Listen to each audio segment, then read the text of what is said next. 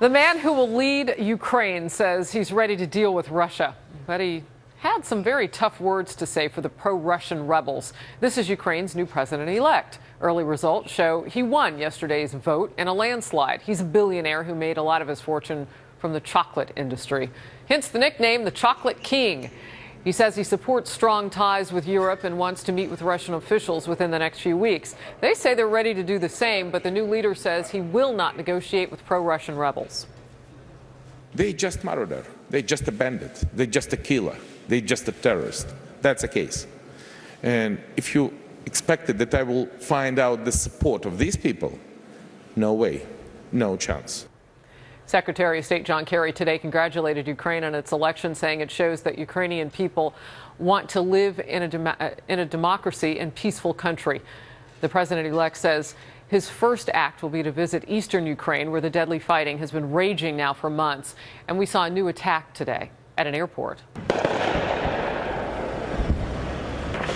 Smoke rising from that airport in Donetsk after Ukraine's military launched an airstrike on gunmen who reportedly had stormed the area and refused to leave.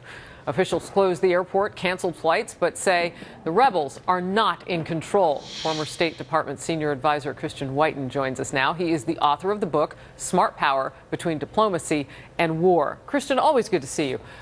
First question for you has to do with this new elect president and what he said about these pro-Russian rebels. Is it that simple? Can he just say you're out of here? Well, no, and in fact, the Ukrainian military has had mixed results. In fact, just poor results in actually kinetic operations against pro-Russian rebels, including today at the airport. It is unclear if rebels were able to regroup and still control the airport or whether Ukrainian forces are now back in charge. However, it is probably wise to say he's not going to negotiate with them directly because, after all, they are the cat's paw. It is Moscow that's in control, and it's ultimately Vladimir Putin that will decide what degree of unrest is occurring in that part of Ukraine. You know, Christian, over the last few months, we've reported a lot of referenda, other people going to the polls for different reasons. How is this different? Why is this different with this man? Well, this is the first time the Ukrainian people have spoken since they deposed the pro-Russian, some might say, puppet that was in power beforehand. And also, it's a pretty big mandate. It wasn't just one candidate that Poroshenko was going up against. It was several, and he won an outright majority, around 55%, give or take. The final results aren't certified, but he won an outright majority. So it is a pretty clear voice that he will have in a mandate from the Ukrainian people. So they should give him a fair amount of slack and leeway in dealing with this crisis. You know, I would imagine that wider Europe has been watching this and very nervous over the last few months. But for our part, for America, what does this mean?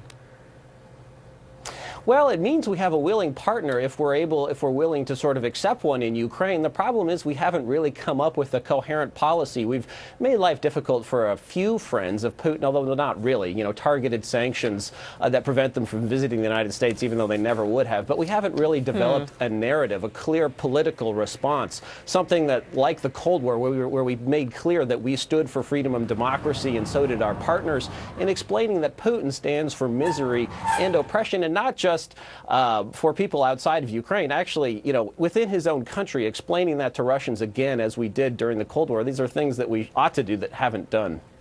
Yeah, it seems like that would be a simple narrative. I've wondered why that hasn't happened. Well, part of it is this Obama administration's unwillingness to say that we are not morally equivalent to countries like Russia.